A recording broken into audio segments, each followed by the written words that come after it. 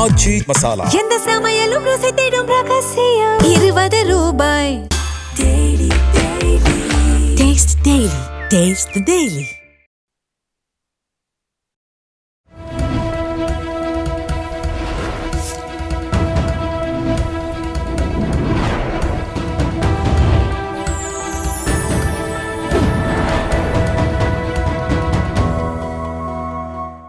Channel 5 Tamil நேயர்களுக்கு வணக்கம்.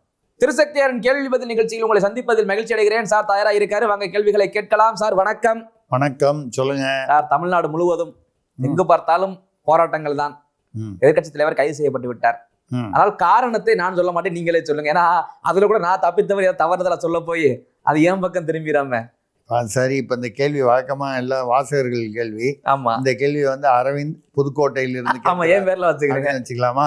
சரி, ரைட்டு. யாரு கேட்டான்னு கேள்விதான். ஆமா, அதாவது தஞ்சையில வந்து அந்த காவிரி நீர் சம்பந்தமான அந்த ஒரு கூட்டத்துல வந்து திமுகவுடைய கூட்டம்னு சொல்லலாம், பொதுக்கூட்டம் சொல்லலாம், திமுக கூட்டம் சொல்லலாம். ரெண்டுக்கான இவங்க ஆட்டில் இருக்க போறாங்க, கொஞ்சம் பேர் பொது மக்களும் இருப்பாங்க. உதயநிதி அவர்கள் பேசும்போது காவிரி நீர்ல வந்து இவர் சரியா செயல்படல. ஆமா, முதல்வர் விஜய் தாவேக அரசு ஃபுல்லா விமர்சனங்கள்.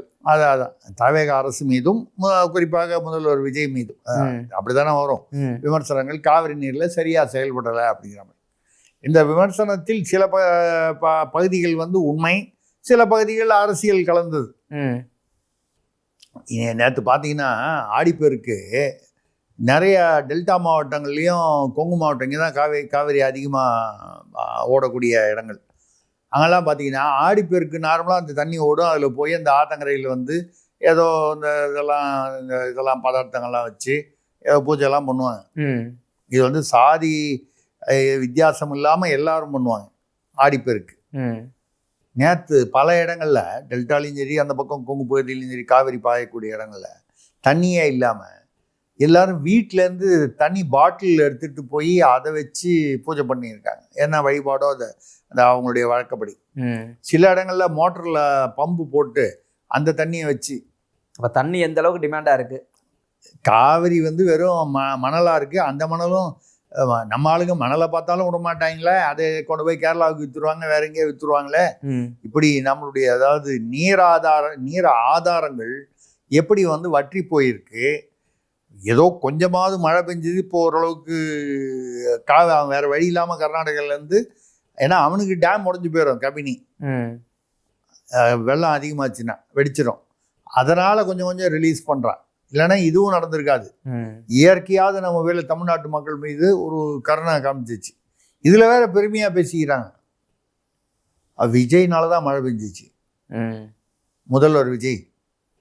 முதல்வர் விஜய்க்காக மழை பெஞ்சு அது தமிழ்நாட்டில் இல்லை பெய்யணும். அதே போய் கர்நாடகா பெஞ்சு அப்புறம் அவன் ரிலீஸ் பண்ண வச்சு அதுக்கப்புறம் வரணும். இது அதுக்குள்ள காங்கிரஸ் ராகுல் காந்தி சென்னை வந்துட்டு போனார்ல, அதனால தான் மழை பெஞ்சிச்சு. ஒரே கூத்தா இருக்கு. நான் என்ன சொல்றேன்னா, மழை பெஞ்சிச்சு, இந்த வரைக்கும் பெஞ்சிச்சேன்னு சந்தோஷப்படணும். ஓரளவுக்கு நம்ம பிரச்சனை குறைஞ்சிது. முழுசா தீர்ந்ததா இல்லையான்னு சொல்றதை விட ஓரளவுக்கு குறைஞ்சிருக்கு. இப்போ இது ரிலேட்டடாக தான் டாபிக் ஃபுல்லாக நேற்று போயிட்டு இருந்தது. இப்போ அவர்ல பேசும்போது அவர் உதயநிதி ஏதோ பேசினாரு, நடுவில் வந்து ஏதோ தண்ணி ஏதோ ஒரு வார்த்தை சொன்னாரு.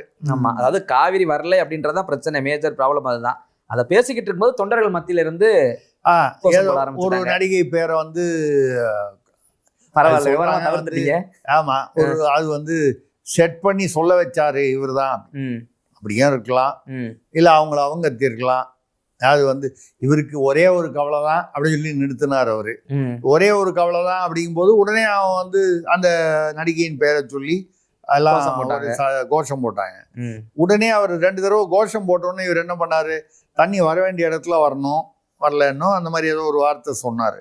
சொல்லிட்டு ஒரு நக்கலா ஒரு சிரிச்சிட்டு நான் காவிரி தண்ணியை சொன்னேன். இதான் விஷயம். அவர் இரட்டை அர்த்தத்தில் பேசினார் என்பது அத்தனை பேருக்கும் அந்த வீடியோவில். ஏன்னா அந்த திமுக ஐடி விங்கில் அந்த 2.5 நிமிஷம் அதை எடுத்து ஃபுல்லாக வைரல் பண்ணாங்க. ரைட்டு.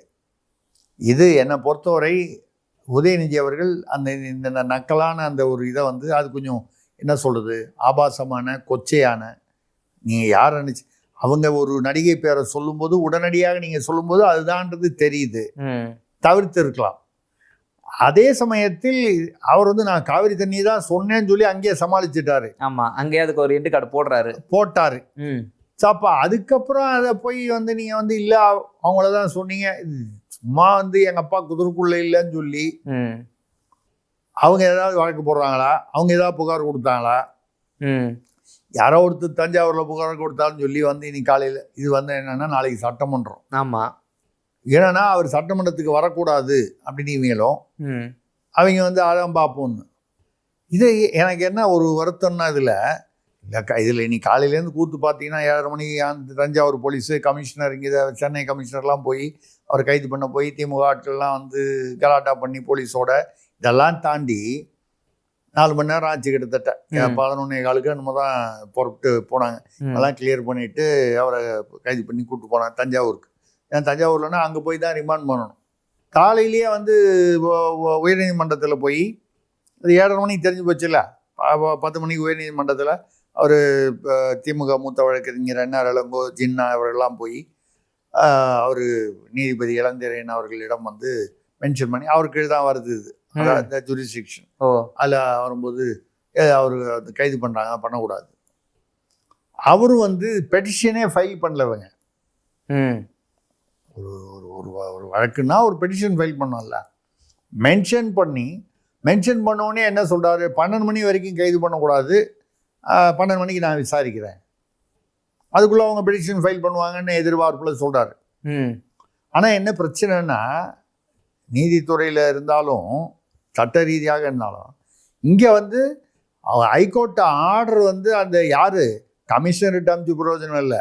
இந்த தஞ்சாவூர் எஃப்ஐஆரை ஃபைல் பண்ணார் ஐஓ இன்வெஸ்டிகேஷன் ஆஃபீஸர், அவருடைய ஃபோன் நம்பருக்கு கோர்ட்டுடைய ஆர்டர் வந்து செல்ஃபோனுக்கு போகணும். அவர்கிட்ட போனோன்னா ஈஸியாக போகிறது செல்ஃபோனில் தான் போக முடியும். இது அப்போ நீங்கள் ஆர்டர் பண்ணோன்னா முதல்ல பெடிஷன் வந்து முதல்ல ஃபைல் ஆகணும், நம்பர் ஆகணும், செக்ஷனில் ஜட்ஜுக்கிட்ட வரணும்.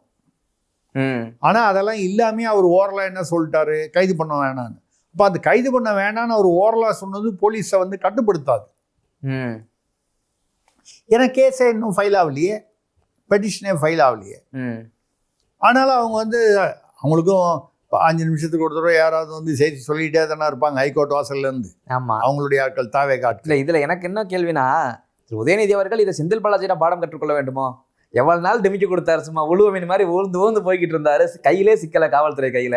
ஆனா கோர்ட்டுக்கு மட்டும் கரெக்டா வந்துட்டு அவர் இருந்தாரு. தாவேகா அரசு வந்து சட்ட ஆலோசகர்கள் கூட இன்னும் அவங்களுக்கு சரியா செட் ஆகலை அப்படிங்கிறது. ஏன்னு கேட்டா அவர் 8 நாள் அந்த வரல இல்லை. ஆமா, திருவல்லிக்கேணி போலீஸ் ஸ்டேஷன்ல தாவேகா அரசு சாதுரியமாக செயல்பட்டு இருந்தா ஒரு நாள் காலையில பார்த்துட்டு சாயந்தரமே பெட்டிஷன் ஃபில் பண்ணி நிபந்தனையை வந்து அவர் வந்து மீறிட்டாரு, அதனால அவர் கைது பண்ணணும், அதை முன்ஜாமீனை ரத்து பண்ணணும்னு ஒரு போட்டிருந்தாங்கன்னா கோர்ட் வந்து ஒரு அழுத்தம் வந்திருக்கும். கோர்ட் எப்படி வேணாலும் முடிவு பண்ணலாம், நீதிபதி அது வேறு விஷயம். கேட்பது வந்து நியாயமாக இருந்திருக்கும். கோர்ட்டு சொல்லிச்சியா நிபந்தனைன்னு சொல்லி நிபந்தனை ஜாமீன்னு காலையில் வரணும், வரல, காலையில் சாயந்தரம் 2 வேளை வரணும்ல, 4 மணிக்கு வரணும்னு வைங்க, 3:45 பெட்டிஷனை ரெடி பண்ணி கையில் வச்சுக்கிட்டு 4 மணிக்கு வரலன்னு தெரிஞ்சோன்னு ஃபைல் பண்ணால் மறுநாளைக்கு விசாரிக்க வேண்டிய ஒரு சூழ்நிலை வரும். அந்த முன்ஜாமீனை ரத்து பண்ண வேண்டிய ஒரு அழுத்தம் வரும். அதுக்கப்புறம் கோர்ட்டு செய்தா இல்லையாங்கிறது வேறு விஷயம்.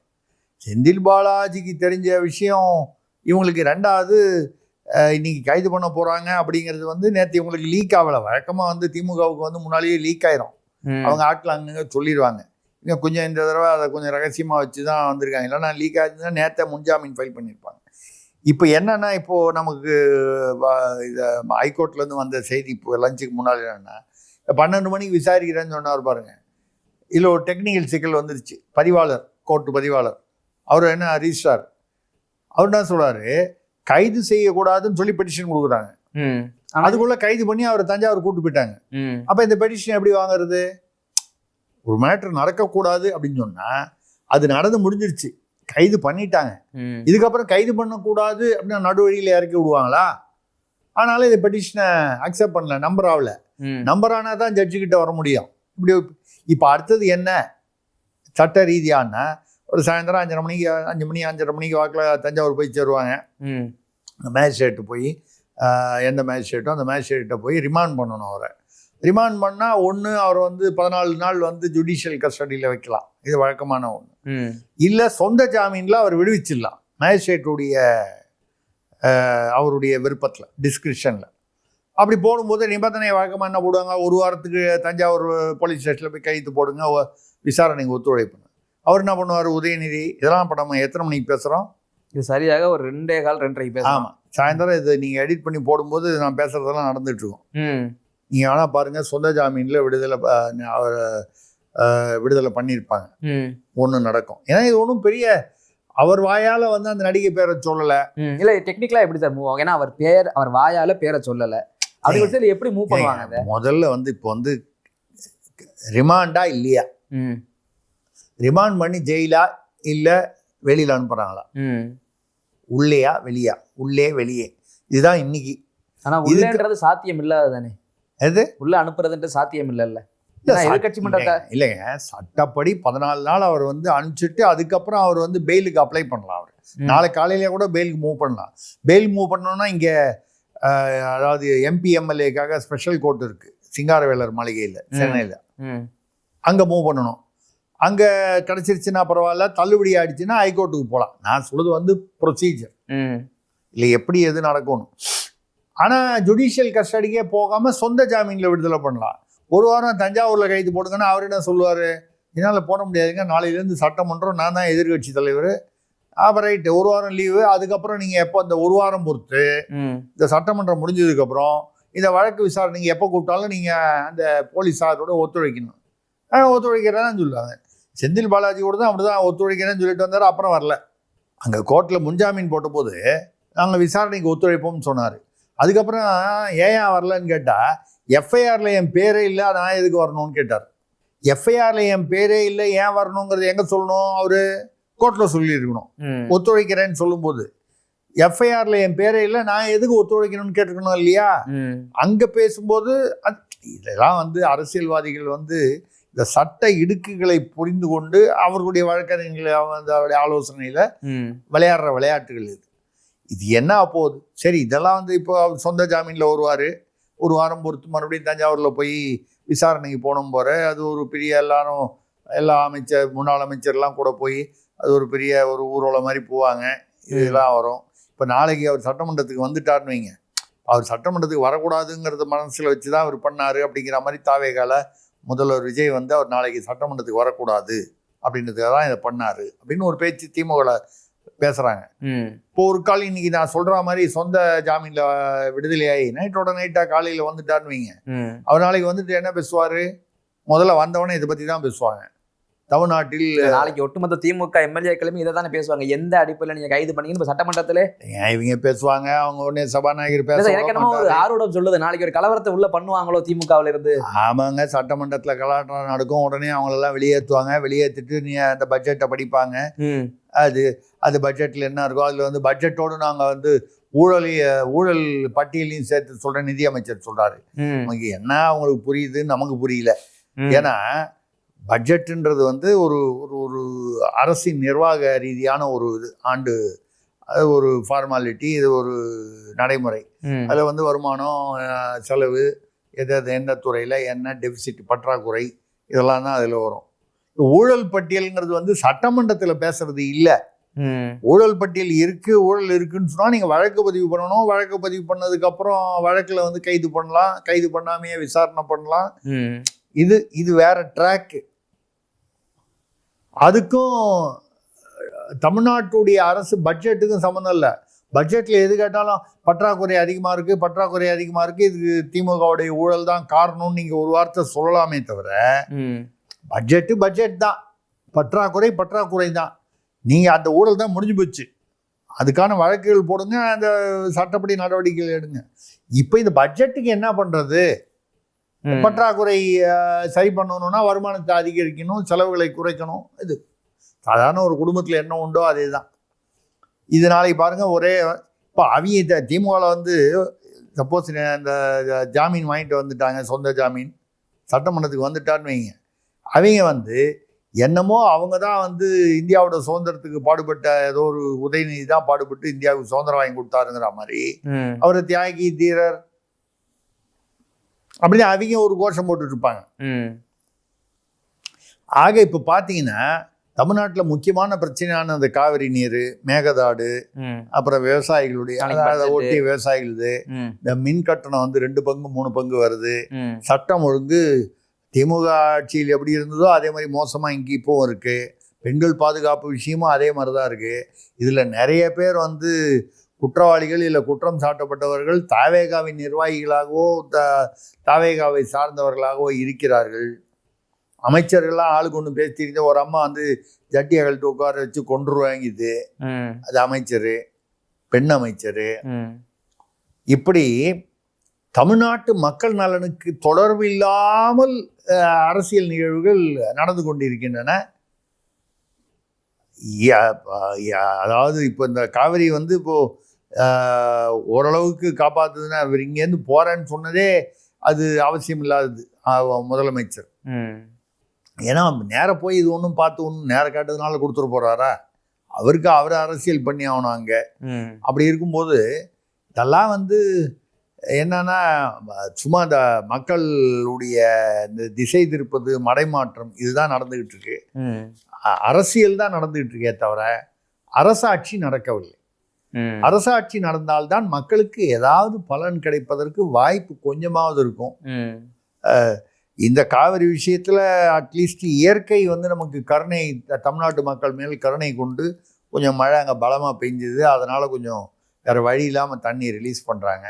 இதே மாதிரி இயற்கை, ஏன்னா நம்ம கடவுள்னு சொன்னால் நாங்கள் கடவுள் நம்பிக்கை இல்லாதவங்க எல்லாம் இருப்பாங்க. நம்ம பொதுவாக கடவுள்னு சொல்லுவோம், இல்லை இறைவன்னு சொல்லுவோம், இல்லை இயற்கைன்னு சொல்லுவோம்.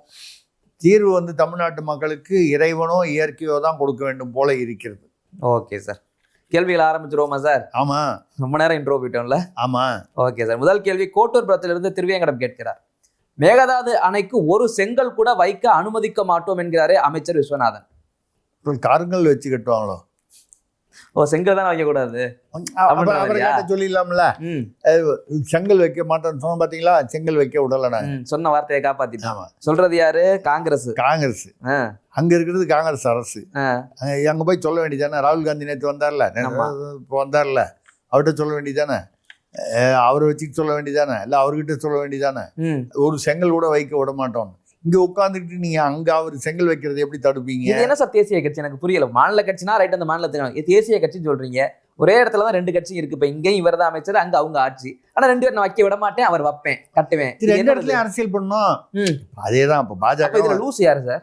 இதுல லூஸ் யாரு? நீங்கள் நானும் தான். கரெக்டா சொல்றீங்க. பொதுமக்கள். அதான் நீங்கள் நானும் நம்ம சொல்றது வந்து அதான் நம்ம தான் பொதுமக்கள். அப்ப நம்ம தான் கரெக்ட். அந்த வார்த்தை நம்ம தான் லூஸ். நம்மளை பார்த்தா கேனைனா தெரியுது. ஏன்னா இப்ப பாஜக பாருங்க, அங்க உள்ள பாஜக, நான் வந்து கட்சி வித்தியாசம்லாம் பார்க்கல.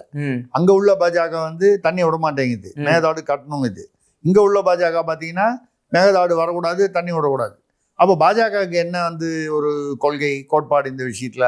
காங்கிரஸுக்கு என்ன கோட்பாடு? கம்யூனிஸ்ட் பாத்தீங்கன்னா இங்க ஒண்ணு பேசுவான், இதே கேரளாவில் வரும்போது பாத்தீங்கன்னா அங்க வேற மாதிரி பேசிட்டு இருப்பாங்க. இதே கம்யூனிஸ்ட். அப்ப என்னதான் தேசிய கட்சி? அது என்ன அரசியல் இது? எந்த விதமான வந்து மக்களை, அரசியல் என்றாலே மக்களை வந்து மோசடி செய்வது, ஏமாற்றுவது என்பதுதான் அரசியல். நான் சொல்றது எல்லா எழுத்துக்கும் இதான் அர்த்தமா சார்? அரசியல் இதுக்குதான் அர்த்தமா? ஆமா, அரசியல் என்றாலே அது வந்து ஏமாற்றுவது, ஏமாறுவது, ஏமாற்றம், மக்களுக்கு ஏமாற்றம். அதுவும் 5 எழுத்து தான் வருது. ஆமா. ஸோ அந்த மாதிரி ஒரு மோசடி தான். இவர் செங்கல் ஒன்னோட வைக்க மாட்டேன், சும்மா இந்த பில்டப்பு. நீங்க என்ன அங்க அவரு அங்க உண்மையிலேயே கட்டுறான்னு வைங்க, நீங்க செங்கல் வைக்க விட மாட்டாருன்னா மேக்சிமம் என்ன பண்ணலாம்? நீங்க கோர்ட்டுக்கு போகலாம், உயர் நீதிமன்றத்துக்கு, உச்ச நீதிமன்றத்துக்கு போய் தடை வாங்கலாம். அவ்வளவுதான் பண்ண முடியும். ஏங்க அந்த வாட்டாள் நாகராஜ்னு ஒரு ஆளு 77 வயசாகுது அந்த ஆளுக்கு. அவர் வந்து ஒரு 10 பேரை வச்சுட்டு ஜனநாயகம் போஸ்ட்டுக்கு வச்சுட்டு முதல்வர் விஜய் வந்தா உள்ள விட மாட்டேன்னாரு. அவர் DK சிவகுமார் முதல்வர் வந்து சூழ்நிலை இல்லை வராதிங்கன்னு இதான் அவர் தான் வாட்டாள் நாகராஜன் நாணயமா துண்டி விட்டுருப்பாருன்னு நினைக்கிறேன். அது சொல்லிட்டோம். இதெல்லாம் வீரப்பன் அவர்கள் இருக்கும் போது நடந்திருக்குமா? இது வீரப்பன் இருக்கும்போது இப்படி பேசியிருப்பாரு வாட்டாள் நாகராஜ்? முதல்ல பேசியிருந்தா அது வேற மாதிரி. அவர் பாட்டில் ஒரு தலையறுத்து கொண்டு வந்து பாருங்க அப்படின்னு சொல்லிட்டு காட்டு போயிட்டே இருந்திருப்பாரோன்னு தெரியல. இல்லை என்னன்னால் இப்போ அப்படி அந்த வாட்டாள் நாகராஜ் வந்து முதல்வர் விஜய் உள்ள வர மாட்டேன்னு பேசும்போது அங்க அவங்க எல்லையில அவங்க இடத்துக்குள்ள ஒரு செங்கல் வைக்க விட மாட்டேன் நீங்க போயிருவீங்களா? ஏன்? ரெண்டாவது, தமிழ்நாட்டு மக்கள் வந்து ரொம்ப பொறுமையானவர். நம்ம தான் ரொம்ப பொறுமையே இல்லைங்க. பொறுமைன்னு நான் சொல்றது நாசுக்கா நாகரிகமா சொல்றேன். இளிச்சவாயர்கள் நீங்க எடுத்துக்கலாம், அப்படி எடுத்துக்கலாம். ஆமா, அதுதான் உண்மை. அது அப்படி சொல்ல வேண்டாமேன்றது. இந்த வாட்டாள் நாகராஜ் அங்க உள்ள வருவானு சொன்னார்ல, பதிலுக்கு இங்க வந்து மற்ற போதெல்லாம் எவ்வளவு இயக்கங்கள்லாம் பேசுறாங்க, ரத்த ஆறு ஓடும், குதிச்சு குப்பரா விழுகிறது அப்படியே. அப்படியே இங்க வந்து கண்டதுக்கெல்லாம் அதெல்லாம் சாதாரணத்தை ஒழிப்போம், நரம்பு புடைக்கிறது, ரத்தம் குருதி சிவக்கிறது, கொதிக்கிறது, இன்னொரு டைலாக் இருக்கு, ஒண்ணுமே வரலையே அப்படின்னு. இங்க எவ்வளவு பேர் இருக்காங்க, இதுக்குன்னே ஒரு கோஷ்டி இருக்கு இந்த வீரம் பேசுறதுக்குன்னே. ஏதாவது ஒரு கோஷ்டி கர்நாடகாலேருந்து இங்கே வந்து நாங்கள் பஸ் விட மாட்டோம், நான் அது சொல்றது வந்து வன்முறையை தூண்டுவதற்காக சொல்லலை, அப்படி பேசக்கூட இங்கே ஆள் இல்லை, ஆப்போசிட் ரியாக்ஷனே இல்லை இல்லை. அப்போ அவன் என்ன நினைப்பான், பயந்துட்டாங்கய்யா, அவ்வளோதான் இவங்களுக்கு இந்த பயமே, இதுக்கே இவங்க தாங்கலன்னா இதில் சும்மா வந்து செங்கல் வைக்க மாட்டான், கருங்கல் வைக்க மாட்டான்னு. ஒரு கால் செங்கலுக்கு பதிலாக கருங்கல்ல கட்டுவாங்களோ என்னமோ. அது ஏன் கேட்குறீங்க? தமிழ்நாடுடைய தலையெழுத்து மோசமாக இருக்குது, அவ்வளோதான். வேணும்னா எது வேணா எடுத்துப்பீங்க, வேணாட்டி எங்களை இந்த மாதிரி வஞ்சிக்கிறது. இதற்கு நீங்க சொன்ன அந்த வார்த்தை சரியா இருக்கு, அதுதான் சொல்றேன். அடுத்ததாக ராயபுரத்திலிருந்து ரமேஷ் கேட்கிறார், மறுவரையறை மசோதா விஷயத்தில் ராகுல் காந்தி திமுகவை 21ஆம் நூற்றாண்டின் எட்டப்பர்கள் என்று விமர்சிக்கிறாரே. அவருக்கு யாரோ சொல்லி கொடுத்துட்டாங்க, இல்லைன்னா அவருக்கு போய் 21ஆம் நூற்றாண்டு எட்டப்பர்னா இல்ல, அது யாரோ தான் எழுதி கொடுத்துருக்காங்க, மாணிக்க தவிர எழுதி கொடுத்தாரா? அவர்தான் சார், அவர்தான் கன்ஃபார்ம். ஆமா, ஏன்னா வந்து எட்டப்பருங்கிறது வீரபாண்டிய கட்டபொம்மன் இதில் வந்தது. அது அந்த கதையை வந்து அவருக்கு தெரியறதுக்கு வாய்ப்பு இல்லை, யாரோ எழுதி கொடுத்துருக்கான்னு சொல்லிட்டாரு. பதிலுக்கு இவங்க திமுகலேருந்து காங்கிரஸ் வந்து நச்சு பாம்பு, 2 மாசம் முன்னால 2 பேரும் கை கோத்துட்டு டான்ஸ் ஆடிக்கிட்டு இருந்தாங்க. இந்த எலெக்ஷன் 3 மாசம் முன்னால ரிசல்ட்டுக்கு அப்புறம் அவங்க எட்டப்பர் ஆயிட்டாங்க, அவங்க நச்சு பாம்பு ஆயிட்டாங்க. ஆமா, நச்சு பாம்பு. இல்லை, நமக்கு என்ன புரியலன்னா, அடுத்தது இப்போ என்னன்னா, அங்கே ஜந்தர் மந்தர்லாம் நடந்தது, அதுக்கு பேர் என்ன, கரப்பாம்பூச்சி ஜனதா கட்சி, அது ஒன்று. பாருங்க, எட்டப்பர், அப்புறம் வந்து நச்சு பாம்பு, கரப்பாம்பூச்சி, பாம்பு, பல்லி, தேளு. என்ன இந்தியா, இந்த தமிழ்நாடு உட்பட இந்தியா வந்து வர வர ஜூவா போயிடுச்சு. கரப்பாம்பூச்சி, தேளு, பாம்பு, பல்லி, கட்சி ஒன்று புதுசா ஆரம்பிக்கலாம் போல. ஆரம்பிப்போம், கம்பளி பூச்சி ஜனதா கட்சின்னு ஒன்று ஆரம்பிப்போம். கம்பளி பூச்சி ஜனதா கட்சி அதே மாதிரி இருக்குல்ல, கேஜேபின்னு ஒன்று ஆரம்பிச்சு விட்டுருவோம். அதுக்கு ஒரு தலைவர் நம்ம சொல்லிட்டோம்னா, அதுக்கு பாருங்க, ஒரு செலவுமே இல்லாம சும்மா ஒரு இதுல வாட்ஸ்அப்லயும் சோசியல் மீடியா தலைவர் ஆயிட்டாங்க. அந்த தலைவர்னா அவனுக்கு வந்து ஒன்றும் அதுக்கு ஒன்றும் ஒரு ஆளுகள் வேணும், ஒரு கொடிகிடி வேணும், அதெல்லாம் ஒண்ணுமே இல்லை. வச்சுட்டு இந்த காலத்துல தலைவர் ஆரம்பினா இந்த மக்களுக்காக பேசி போராடி சிறை சென்று அதெல்லாம் கிடையாது. சோசியல் மீடியால ஒரு அக்கௌண்ட் ஆரம்பிச்சு ஃபாலோவர்ஸ் அதிகமாயிட்டு தலைவர் ஆயிடும், அவ்வளவுதான் தலைவர். அதனால இதுதான் நீங்க சொல்லும்போது எனக்கு வந்து இப்பதான் ஞாபகம் வந்துச்சு. நம்ம உதயநிதி பத்தி அவரு கைதானது பத்தி கேட்டீங்க. இப்பதான் யாரோ வந்து கேட்டாங்க, உதயநிதி வந்து எதிர்கட்சி தலைவராக இருக்காரு, அவங்க அப்பா கூட வந்து மிஸ்ஸாலும் ஒரு தடவை கைதானாரு. முந்தானத்தை யாரோ ஒரு தவேக அரசியல்வாதி தான் யாரோ பேசினார், யாருன்னு மறந்துட்டார், அமைச்சர் யாரோ. உதயநிதி என்ன, அவர் என்ன போராட்டம் பண்ணியிருக்காரா, போராட்டத்திற்காக சிறை சென்றிருக்கிறாரா? ஆயிப்போச்சு, சிறை போல அட்லீஸ்ட் கைது பண்ணியிருக்காங்க. ஸோ இப்போ பார்த்தீங்கன்னா அவங்க அப்பா, அதாவது முன்னாள் முதல்வர் ஸ்டாலின், அவரும் வந்து மிஸ்ஸால கைதானார் அப்படின்னு சொன்னாங்க. மிஸ்ஸாவையே பார்த்த வேணாம். ஆமாம், அது மிஸ்ஸால கைதானார். அது கூட சில பேர் தமாஷா சொல்லுவாங்க, அது மிஸ்ஸால இல்லைங்க, அவங்க மிஸ்ஸால கைதானார் ஏதோ அப்படின்னு சொல்லி தமாஷா ஒரு ஜோக்கு கூட நம்ம பேசியிருக்கோம். இப்போ இவரும் வந்து மிஸ்ஸால தான் கைதானார். அந்த நடிகை இன்னும் மிஸ்ஸு தானே. ஆக திமுக பாரம்பரியத்தில் இந்த மிஸ்ஸால கைதாளது, அதான் மிஸ்ஸால கைதாடுறது அப்படிங்கிற மாதிரி. ஏன்னா இப்போ பேசியிருக்காங்க பாருங்க, திமுகவில் இது நெருக்கடி நிலைமையை விட மோசம். மிஸ்ஸாங்கிறது நெருக்கடி நிலைமையில வந்தது தானே, எமர்ஜென்சியில் வந்தது தானே. ஸோ ஆக மொத்தம் அவர் தந்தை வந்து மிஸ்ஸால, அதான் மிஸ்ஸால கைதானாரு அப்படிங்கிற மாதிரி இவரும் இப்போ மிஸ்ஸால தான் கைதாடுறாரு. இது என்ன தமிழ்நாட்டுடைய பாரம்பரியமா திமுகவுடைய பாரம்பரியமா தெரியல. அடுத்த கேள்விக்கு போவோம். Okay sir. அடுத்ததாக சேலத்திலிருந்து கண்ணையன் கேட்கிறார், பொங்கலுக்கு இம்முறை 8 முழ வேட்டிக்கு பதில் 4 முழ வேட்டி தானாமே. ஏன் சார் 4 முழம் குறைச்சிட்டாங்களே? இல்லைங்க, அது வந்து செலவு கம்மியாகும்ல, பட்ஜெட் 4 முழத்தை வெட்டிட்டாவா? காலியாகும். ஆமாங்க, 8 முழ வேஷ்டி உங்களுக்கு கொஞ்சம் அதிகமான விலை வரும், 4 முழ வேஷ்டின்றது விலை கம்மியாக வரும். அப்போ அது நமக்கு இடம் புரியலன்னா இதே மாதிரி இது ஆண்களுக்கு பரவாயில்ல, பெண்களுக்கு புடவைக்கு பதிலாக ஒரு கால் தாவணி கொடுப்பாங்களோ. இந்த வயசுக்கு எல்லாரும் வயசான பொம்பளைங்களாம் தாவணி போட்டு ராஜஸ்தான் மாதிரிதான். 16 வயது நிலை படம் பார்த்துருக்கீங்களா? அதில் ரஜினி வந்து ரொம்ப அந்த உங்க பேர் என்ன? இல்லை அவங்க காந்திமதி. சாரி காந்திமதி. ஆமாம், அவங்க பொண்ணு தான் ஸ்ரீதேவின்னு நினைக்கிறான். இதை பற்றி பேசிக்கிட்டே இருக்கும்போது சொல்லுவார், நீங்கள் இவங்க ஆத்தாளுக்கு தாவணி போட்டாலே நல்லா இருக்கும் அப்படின்னு சொன்னோன்னே அந்த சீனில் அவர் நினச்சி பார்க்குற மாதிரி காந்திமதி அம்மாவுக்கு தாவணி போட்டு ஒரு ஷார்ட் ஒரு நகைச்சுவைக்காக அது. அந்த மாதிரி வயது முதிர்ந்த ஒரு 40 வயசு 50 வயசு 60 வயசு ஆனவங்களுக்கெல்லாம் கூட புடவை வந்து புடவைக்கு ஆற காசை ஒரு விலையை விட தாவணி வந்து கம்மியாக தானே வரும், பாதி தானே, அதில் பாதி தானே வரும் உங்களுக்கு துணி சைஸு. ஒரு கால் 8 முழ வேட்டின்னா உங்களுக்கு 4 முழ வேட்டின்னு. எனக்கு என்ன கவலையா இருக்குன்னா, இந்த வருஷமே அப்படி ஆகிப்போச்சுன்னா அடுத்த 2-3 வருஷம் தாவேக ஆட்சி தொடர்ந்து ஆட்சியில் இருக்கும் என்ற நம்பிக்கையில். என்ன சொல்ல வரீங்க? 4 முழம் 2 முழமாக பழையபடி நம்ம வந்து கோவணம் கட்டி கொண்டு தமிழர்கள் திரிய வேண்டிய ஒரு சூழ்நிலை வருமா? ஏற்கனவே வந்து திராவிட இதில் வந்து சொல்லிட்டு இருந்தாங்க, தமிழர்களுக்கு வந்து கோவணம் கட்டி விட்டதே யாரோ ஈரோட்டுக்காரர் தான்.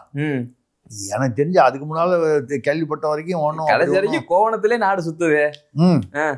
அது அதுக்கு முன்னால வந்து ஏதோ உடையே இல்லாம வந்து ஆடையே அணியாமல் தமிழர்கள் இருந்த மாதிரியும் அவர் வந்துதான் கோவணம் கட்டி விட்டாருங்கிற மாதிரி பேசிட்டு இருப்பாங்க. இப்ப கடைசியில அந்த நிலைமை வந்துருமான்ற ஒரு கவலை வருது. இந்த முதல் வருஷமே வந்து 4 முழ வேட்டிக்கு வந்துருச்சு, அடுத்த வருஷம் துண்டு. 4 முழ வேட்டிக்கும் காசு இல்லைன்னு வைங்க, ஒரு துண்டு, அப்புறம் துண்டுக்கு அடுத்தது அதான் மிச்சம். அதான் மறுபடியும் இந்த வட்டம் மாதிரி நம்ம அங்கே போயிடுவோம். சரி, விதி வலியது. சரிங்க சார். அடுத்ததாக தாம்பரத்திலிருந்து மைக்கேல் ராஜ் கேட்கிறார், நீட் தேர்வை எதிர்க்கணும்னு மாயை காட்டணும் என்று கம்யூனிஸ்ட் தலைவர் பேசிய வீடியோ வெளியாகி உள்ளது. அந்த கூட்டம் ஆமாம், அந்த கூட்டம் போட்டு அவங்க பேசும்போது சொல்கிறான்னா, நம்ம எல்லாரும் பேசணும், இந்த நீட் தேர்வை வந்து நம்ம எதிர்க்கணுங்கிறது, அதாவது நம்ம அதை எதிர்க்கணுங்கிற அந்த மாயையை காட்டணும் மக்களுக்கு. அப்போ அதுக்கு என்ன அர்த்தம்? ஃபிலிம் காமிக்கணும்னு அர்த்தம். மாயைங்கிறது அதானே ஃபிலிம். அதாவது நம்ம எதிர்க்கணுங்கிற அவசியம் இல்லை, காட்டணும், எதிர்க்கிற மாதிரி ஒரு ஆர்ப்பாட்டம் பண்ணணும், ஒரு போராட்டம் பண்ணணும். சொல்றது யாரு? நடிக்கணும், அவ்வளோதான். சொல்றது கம்யூனிஸ்ட். இப்போ தெரியுதா உங்களுக்கு? கம்யூனிஸ்ட் வந்து எந்த தொகுதி எல்லாருமே நடிக்க ஆரம்பிச்சிட்டா அப்புறம் என்னதான் பண்றது நம்ம?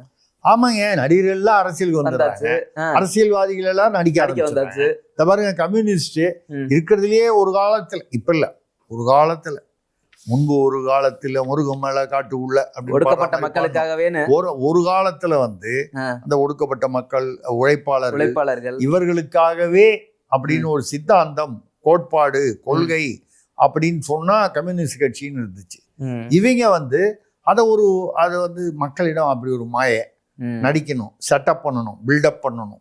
இப்படி 3 மாடி கட்டடமா பில்டிங் கட்சி அலுவலகம் போகும்போதே அதையும் புதைச்சாச்சு போல.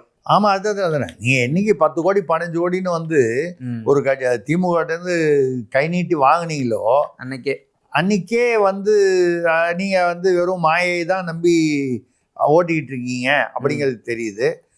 இதுக்கப்புறமா அந்த கட்சியில கொஞ்சம் பேர் இந்த தொண்டர்கள் இருக்காங்களே, அவங்கள நினைச்சா தான் நமக்கு பாவமாகவும் வருத்தமாகவும் இருக்கு. ஐயா, இவங்கள நம்பியா இருக்கீங்க, இந்த போராட்டமும் வந்து இப்படி மக்களை வந்து ஏமாற்றுவது தான் அப்படின்னா, இதுக்கப்புறம் அங்கே நான் வந்து மற்ற கட்சியெல்லாம் ரொம்ப நல்ல கட்சி நம்ம சொல்லலை.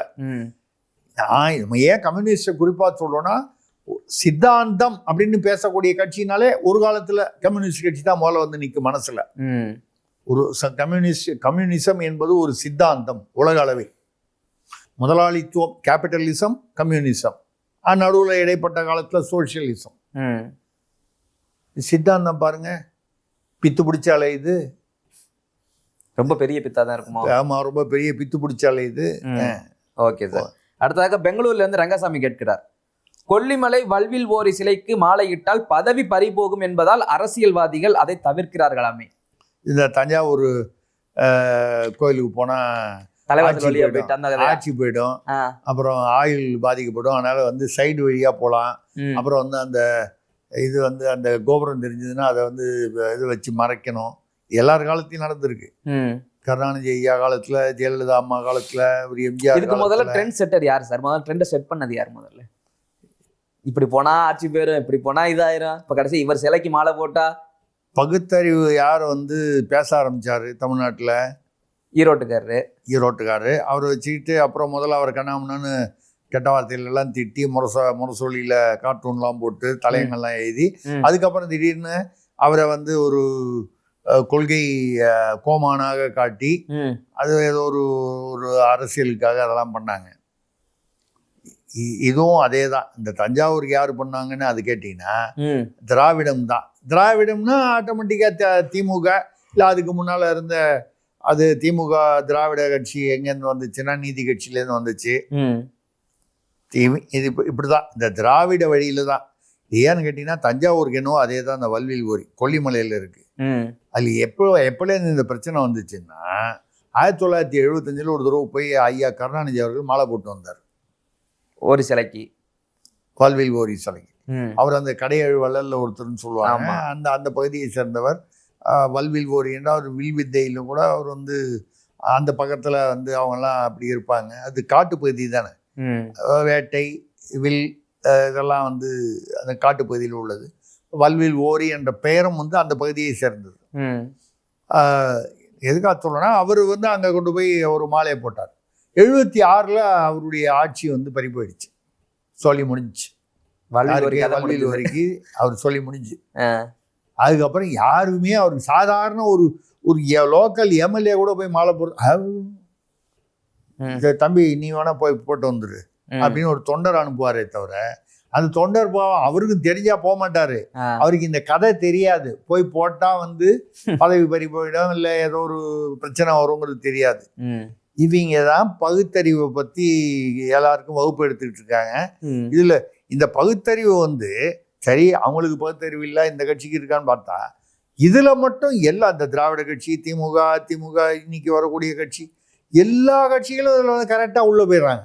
இந்த மூட நம்பிக்கை. ஆனா வெளியில வந்து மனுஸ்மிருதியில் வந்த மூட நம்பிக்கையை நாங்கள் 2000 வருடத்துக்கு முன்னால வந்ததை எதிர்க்கிறோம்.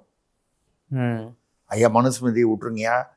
ரெண்டாவது மனுநீதிங்கிறது 2000 வருஷத்துக்கு முன்னால வந்தது. அது எப்படி இன்னைக்கு வந்து எல்லாமே பொருந்தும்? நேற்று போட்ட சட்டம் இன்னைக்கு மாற்றம் அவசியம் வருது. அதை விட்டுருங்க ஐயா. இன்னைக்கு நீங்க வந்து பகுத்தறிவா இருங்க.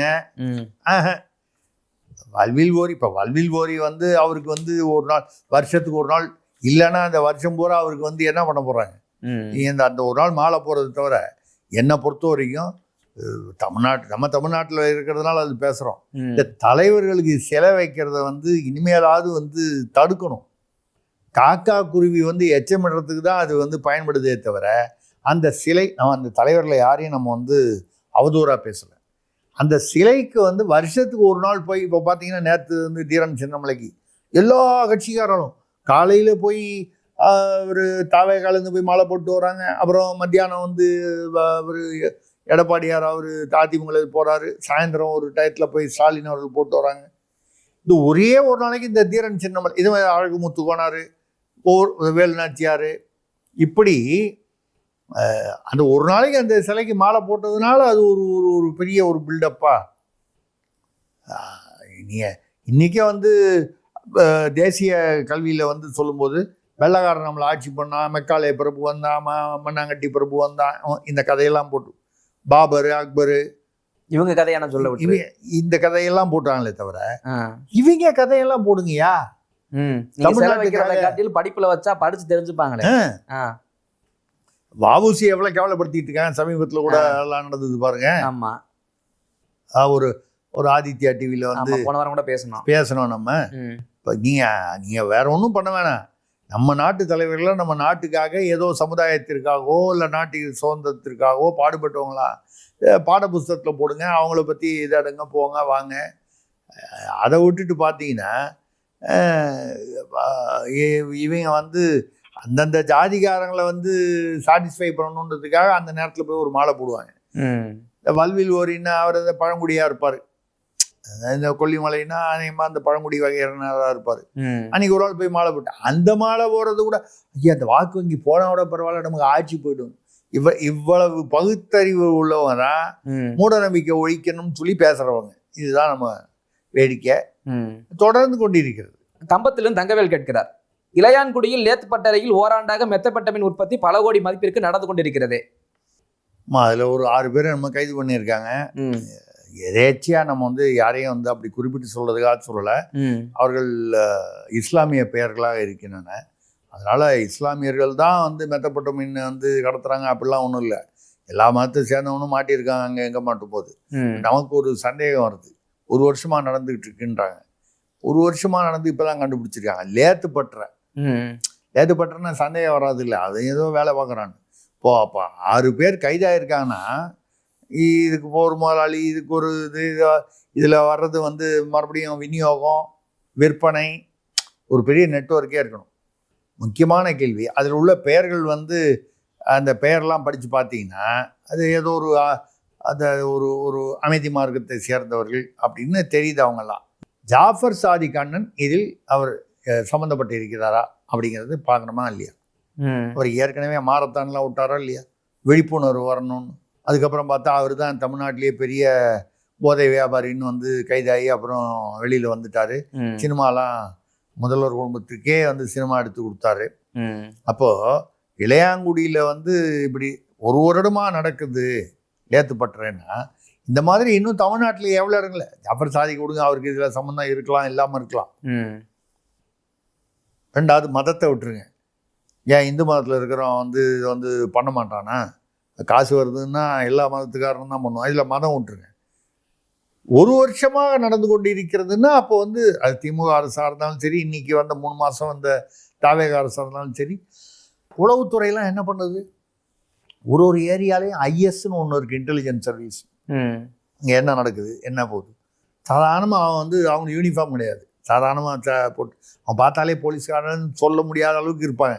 கூடிய வரைக்கும் அப்படி தான் இருப்பாங்க, சிம்பிளாக. அப்படி போய் அந்த கூட்டத்தில் நின்று என்ன பேசுகிறாங்கன்னு கவனிக்கிறது, இங்கே என்ன நடக்குதுன்னு பார்க்குறது. இதுதான் கரெக்டாக அவங்களுக்கு வந்து ஒரு நெட்வொர்க்கில் அவங்களுக்கு 1 வருஷமாக வந்து அங்கே வந்து லேத்துப்பட்டறையில் வந்து மெத்தப்பட்டமின் தயாரிக்கிறான். அங்கேருந்து வண்டி வெளியாக போவோம், டிரான்ஸ்போர்ட் பண்ணி தானே எடுத்துகிட்டு தான் போனோம். அது எங்கே போகுது, என்ன வண்டி, எங்கே ரோட்டில் சிசிடிவி, எவ்வளவு நமக்கு இப்போ இன்றைக்கி வந்து டெக்னாலஜி வந்து தொழில்நுட்பம்லாம் முன்னேறி இருக்குது. 1 வருஷமாக நடக்குது, இப்போ தான் கண்டுபிடிக்கிறாங்கன்னா அப்போ நம்ம உளவுத்துறையெல்லாம் என்ன பண்ணுது? இவங்க வந்து ஒரு இந்த அரசியல்வாதி அந்த அது இந்த ஆட்சியில் இருக்கும்போது அந்த எதிர்கட்சி அவன் என்ன பண்ணுறான்னு இவங்க பார்க்குறாங்க, அவங்க வரும்போது இவங்கள பார்க்குறாங்க. இதுதான் நடக்குதே தவிர குற்றங்களை வந்து கம்மி பண்ணணும், குற்றங்களை தடுக்க வேண்டும், முற்காப்பாக எல்லாத்தையும் செயல்படணும், அதெல்லாம் ஒன்றும் இல்லை. 1 வருஷமாக நடக்குதுன்றது வந்து வெட்கக்கேடு. இன்னும் எத்தனை இடத்துல நடக்குதோ, இப்போ ஒன்று தான் பிடிபட்டிருக்கு. Okay sir. அடுத்தாக ஸ்ரீரங்கத்திலிருந்து மைத்திலி ராகவன் கேட்கிறாங்க, தீபத்தோனில் தீபம் ஏற்ற தடை இல்லை என்று தமிழக அரசு மேல்முறையீட்டை அதிரடியாக தள்ளுபடி செய்திருக்கிறதே உச்சநீதிமன்றம். ஆமாம், இது எதுக்குங்க? அவங்க ஏதாவது திமுக தான் பிடிவாதம் பிடிச்சிட்டு சனாதன ஒழிப்புன்னு சொல்லி போனாங்க. இவங்க பேசாமல் அதை விட்டுருக்க வேண்டியதுதான். இது வந்து இதுக்கு வந்து உச்சநீதிமன்றத்துக்கு இவங்க ஏன் வந்து போகணுன்றது தாவேக்கான்னு தெரியல. கேட்டால் நாங்களும் வந்து அந்த திராவிடம், நீங்கள் தான் திராவிடன்னு அப்புறம் அந்த திமுக அதிமுக வேணான்னு ஏன் சொல்லிட்டீங்க? அதே திராவிட கொள்கை தானே. 2வது இப்போ அது தீபத்தூணில் போய் ஏற்றணும்னு சொல்லி அதெல்லாம் பேசி உயர்நீதிமன்றம் அது போட்டு இப்போ யாரும் வந்து நாளைக்கு போய் காலையில் ஏற்றுறேன்னு யாரும் நிற்கலை. இந்த ராம ரவிக்குமார் அதுதான் அவருடைய இயக்கம் தான் அது அவங்க தான் வழக்கு போட்டது. இதெல்லாம் எனக்கு தெரிஞ்சு இப்போ யாரும் வந்து போய் தீபத்தூணில் போய் ஏற்றணும்னு தினம் வந்து திருப்பரங்குன்றத்தில் பிரச்சனை இல்லை. மக்கள் பாட்டில் அவங்க பாட்டில் வழக்கம் போல் அவங்களுடைய வாழ்க்கையை நடத்திக்கிட்டு இருக்காங்க. இதை போய் ஒரு தீபத்தூண் அங்கே ஏற்றக்கூடாது, அதை வந்து தடையை ரத்து பண்ணணும். உயர்நீதிமன்றம் வந்து ரத்து பண்ண முடியாதுன்னு சொல்லிடுச்சு. அதே சமயத்தில் நாங்கள் தீபத்தூண் அங்கே இத்தனை நாள் உள்ளே ஏற்றணும்லாம் அப்படியும் ஒன்றும் முடிவு பண்ண சொல்லலை. வழக்கை தள்ளி போட்டுட்டு ஏதோ போட்டுட்டு, அதாவது நீங்கள் மதசார்பற்ற அரசுன்னு சொல்லிக்கிட்டு ஒரு பக்கத்தில் விஜய் அவர்களுடைய தாவேக அரசு அது ஒரு குறிப்பிட்ட மதத்தை சேர்ந்தவர்களாக வந்து எல்லா பதவிக்கும் போடுறாங்க. அவங்கள போடவே கூடாதுன்னு நம்ம சொல்லலை. தகுதி இருப்பவர்கள் எந்த மதமாக இருந்தாலும் எந்த சாதியாக இருந்தாலும் போடுங்கன்னு தான் சொல்கிறோம். ஆனால் குறிப்பிட்ட மதத்தை சேர்ந்தவர்களுக்கு தான் முன்னுரிமை என்பது போல ஒரு ஒரு ஒரு என்ன ஒரு பிம்பம் வந்து வெளியில் தெரியுதுன்னா இது ஆரோக்கியமானது இல்லை. இந்த மதசார்பற்றன்னா சரி, அது திமுக இருக்கும்போது வந்துச்சு, விட்டுருங்க. இனிமேல் அடுத்த வருஷம் தான் அந்த கார்த்திகை தீபம் அதை ஒட்டி தான் வருவாங்க. அது அந்த சஷ்டி அது எந்த பீரியடில் அது ஏற்றணும்னு நினைக்கிறேன், அப்போ தான் வருவாங்க. அன்றைக்குள்ளே என்ன வருதோ பார்த்துக்கலாம். அது வரைக்கும் கொஞ்சம் மக்கள் அமைதியாக இருக்கட்டும். அதை போய் தடைன்னு கேட்க போய் அதை தடை கொடுக்க முடியாதுன்ட்டாங்க. இவர் பூவை செங்குட்டுவன் புலவர் அவர் கவிஞர் எழுதினது, திருப்பரங்குன்றத்தில் நீ சிரித்தால் திருத்தணி மலை மீது எதிரொலிக்கும்னு எழுதினார். திருப்பரங்குன்றத்தில் மீது இருக்கிற முருகன் சிரித்தால் இங்கே கேட்கும்னு சொன்னார். முருகனையே அப்படி சிரிக்க வச்சுட்டீங்களே. அப்புறம் கேட்டா அவர் தமிழ் கடவுள்னு வேற பெருமையா வருது. Okay sir. அடுத்ததாக அவினாசியிலிருந்து கேளப்பன் கேட்கிறார், அதிமுகவில் சசிகலா டிடிவியை சேர்க்க வேண்டும் என்று வேலுமணி, சி.வி. சண்முகம், நத்தம் விஸ்வநாதன், அன்பழகன் கூட்டாக போர்க்கொடி தூக்கி இருக்கிறார்களே, அதிமுக தாக்கு பிடிக்குமா? இல்லை, அவங்க இப்போ இவங்களை கொஞ்சம் சமாதானப்படுத்தணும்னு சொல்லி ஏதோ புது பதவியெல்லாம் கொடுத்தாங்க.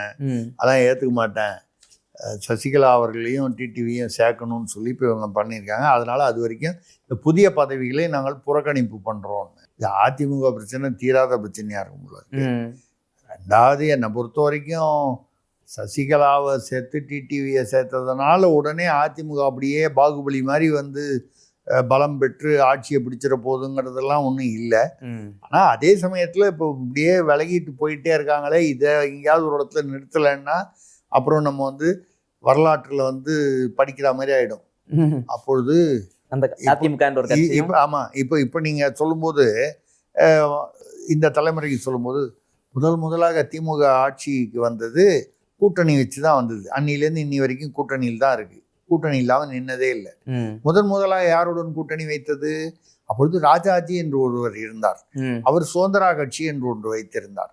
அந்த சுதந்திரா கட்சியோடு கூட்டணி வைத்து திமுக வந்து பார்ப்பனிய எதிர்ப்புன்னு சொல்லிட்டு அப்புறம் ராஜாஜியோட கூட்டணி சேர்ந்து ஆட்சிக்கு வந்தாங்க. சுதந்திரா கட்சி அப்படின்றது இப்போ வரலாறு. ஆமா, அப்படி ஒன்றும் இல்லை. இப்போ ஒரு கட்சி இல்லை. நம்ம அப்படி ஒரு கட்சி இருந்ததா, அதனாலதான் திமுக ஆட்சிக்கு வந்துச்சா? இது ஒரு வரலாற்று குறிப்பு. அதே மாதிரி அதிமுக கிட்டத்தட்ட அந்த மாதிரி சுதந்திர கட்சி லெவலில் கொண்டு போய் விட்டுட்டு தான் அடுத்த வேலை பார்ப்பாங்க போல இருக்கு. அதாவது வேற யாருமே வேண்டாம், அவங்களே பார்த்துப்பாங்க. அதாவது அந்த கட்சி அழிவதையும் அந்த கட்சி தேய்மானமாகி ஒரு வழியாக வந்து நான் சொல்ற அந்த வரலாற்று குறிப்பில் இடம்பெற மாதிரி அதை நோக்கி தான் போய்கொண்டு இருக்கிறது. இது புரிய வேண்டியவர்களுக்கு புரிந்தால் சரி. Okay sir. அடுத்ததாக மதுரையிலிருந்து வடிவேல்ராஜன் கேட்கிறார், தமிழ்நாட்டில் 3 மனைவிகள் இருந்தால் மட்டுமே முதல்வர்களாக வெகு காலம் தாக்கு பிடிக்க முடியும் என்கிறேன் நான். திருசக்தியாரின் பதில் என்ன? ஏன் இப்படி வில்லங்கமா கேள்வி?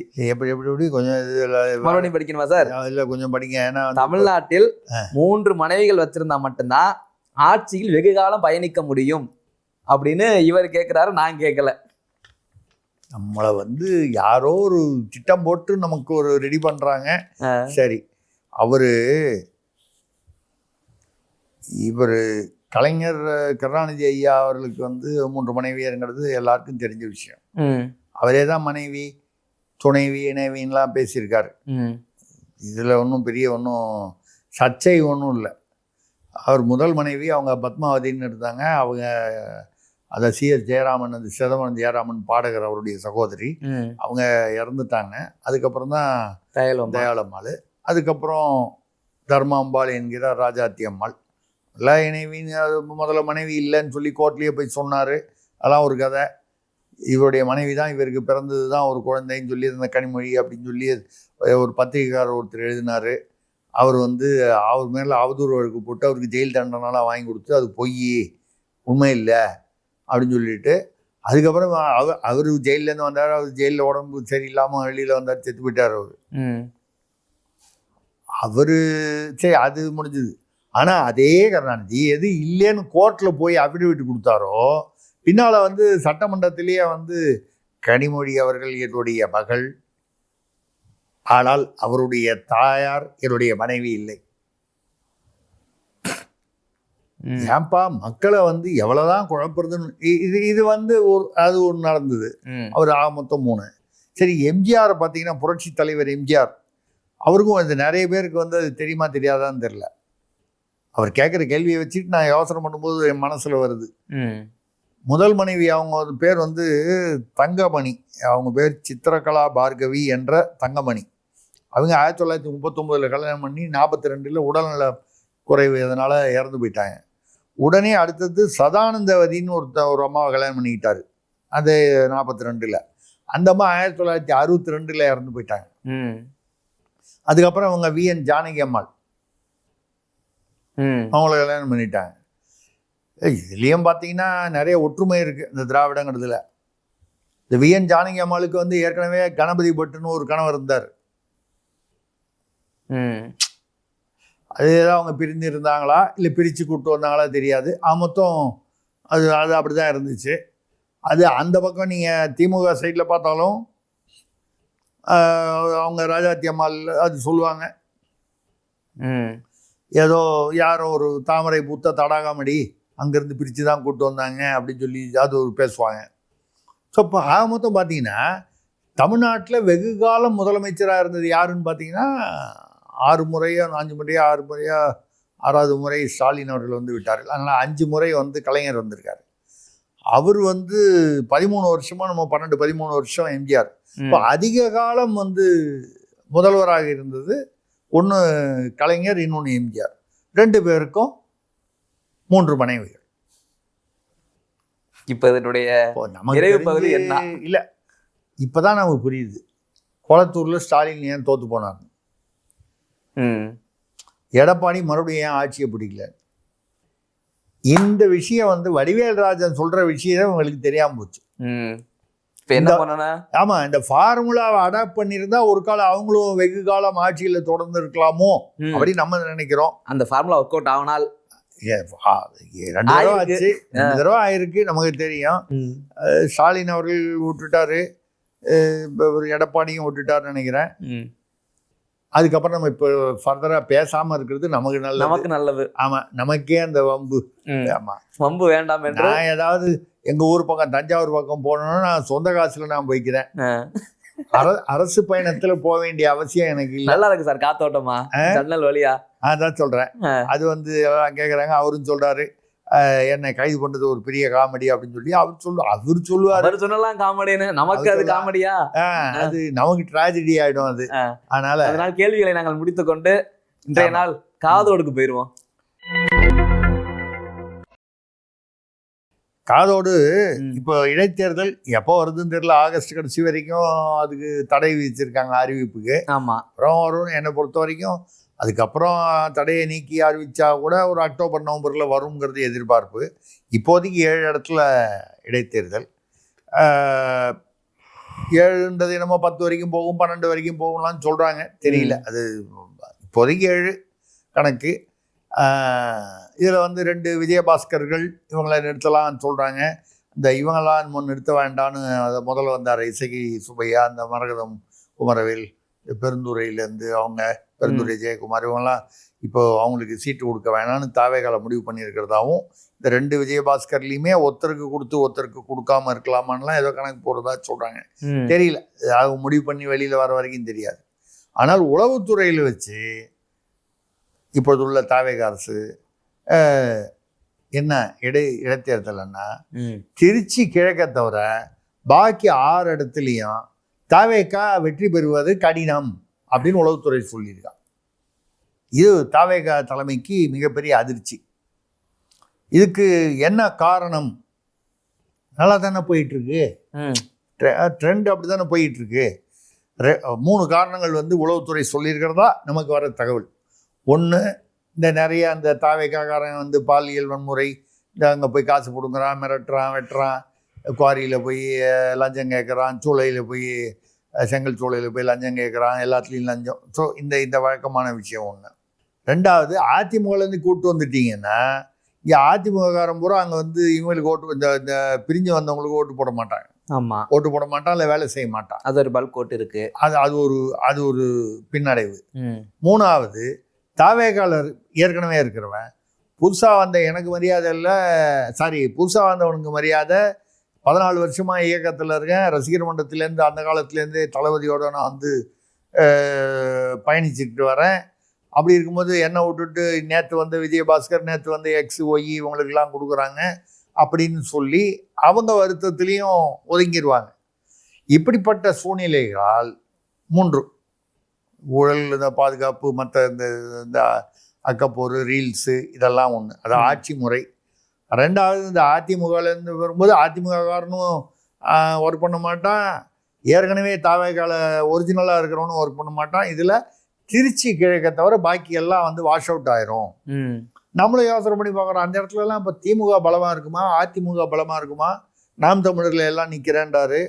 அண்ணா தெரியல. நம்மளும் வந்து அப்போ யார் தான் ஜெயிப்பாங்க இப்போ? ஏன்னா இப்போ திமுக திடீர்னு பலமாயிடுச்சு அப்படின்னு சொல்ல முடியாது. அதிமுக பலம் இல்லைங்கிறது அவங்களுக்கே தெரியுது. நாம் தமிழர் சீமான் நிற்கிறாரு, அது எந்த அளவுக்கு வருங்கிறது மக்கள் தான் முடிவு பண்ணணும். ஆனால் தாவேகா ஜெயிக்காது என்று உளவுத்துறை சொல்லும் பொழுது இப்போ இவங்கள யாராவது ஒருத்தர் ஜெயிக்கலாம், இல்லை யார் வேணாலும் ஜெயிக்கலாம்.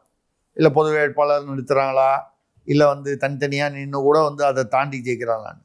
அப்போது இப்படிப்பட்ட ஒரு சூழ்நிலை இருப்பதாக உளவுத்துறை சொன்னதில் முதல்வர் வந்து மிகவும் அதிர்ச்சி அடைந்திருக்கிறார்.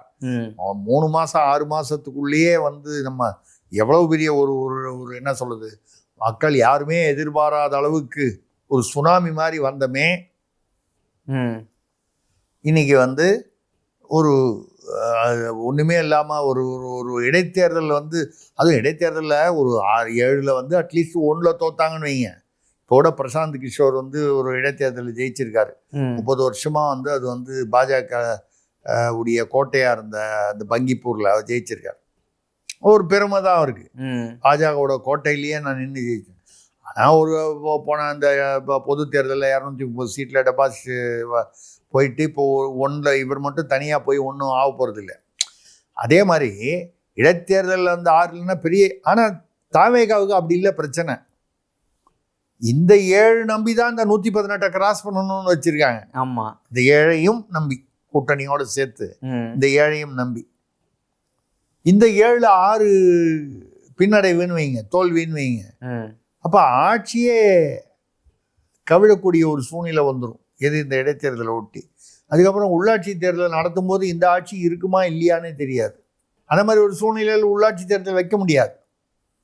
இப்படி ஒரு மிக மிக குழப்பமான ஒரு ஒரு தகவலை வந்து, குழப்பம் தரக்கூடிய ஒரு தகவலை வந்து உளவுத்துறை கொடுத்துருக்கிறதா சொல்கிறாங்க.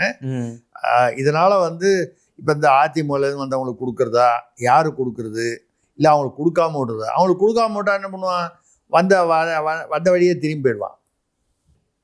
பொதுவாக சொல்கிறேன், வராங்க அவங்களுக்கு வந்து என்ன சொல்கிறேன், அவங்களுக்கு மேயர் கொடுக்குறேன், வாரியம் கொடுக்குறேன்னு சொல்லி கொஞ்சம் ஏதாவது கட்டி வைக்கலாம் கொஞ்ச நாளைக்கு.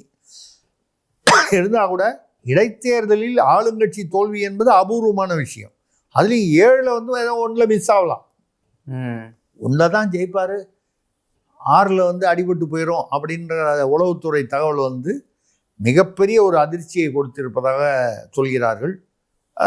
போக போக அதற்கு வந்து முதல்வர் விஜயும் தாவேகா தலைமையும் இன்னும் வேறையா இல்லை ஒன்று தான், சரி ரைட்டு, அவங்க என்ன இதற்கு ஒரு தீர்வு காண போகிறார்கள் என்பதை பார்ப்போம். ஓகே சார், காதோடு மருமை மக்களின் கேள்விகளுக்கான பதிலும் மருமை. அடுத்த நேர்காணலில் சந்திப்போம் சார். நன்றி. நன்றி, வணக்கம்.